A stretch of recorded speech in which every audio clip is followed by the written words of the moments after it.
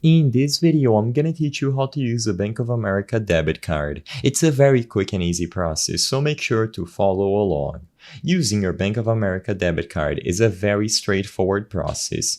After you register for a Bank of America account, you go through with the process of opening the account and you are approved, a debit card is going to get issued to you automatically.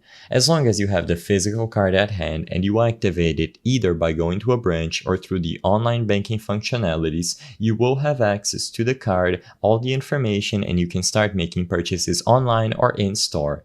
The straightforward way to use the card is by getting the physical card and inputting the details that you can find. So the card number, the expiration date, and the security code. However, in this video, I'm going to cover some additional features that you can find on the online banking section of the Bank of America website or the Bank of America mobile banking app. By opening up the Play Store or the App Store, downloading the Bank of America mobile banking app, you can sign in with your online banking ID and password.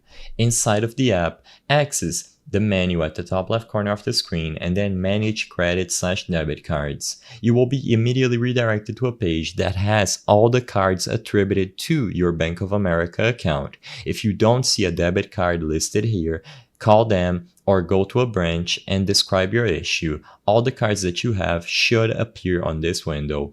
In there, you have plenty of options, for example, locking the card, replacing the card, changing the limit options, etc. You can enable it and disable it as necessary. And at the bottom, you have the option to link the card to a digital wallet. That way, if you want to make payments in-store or online using Apple Pay, PayPal, or Google Pay, you can issue the payment with the specific debit or credit card that you selected. But as long as the card is activated and you find it under the Manage Cards window, it will be ready to use.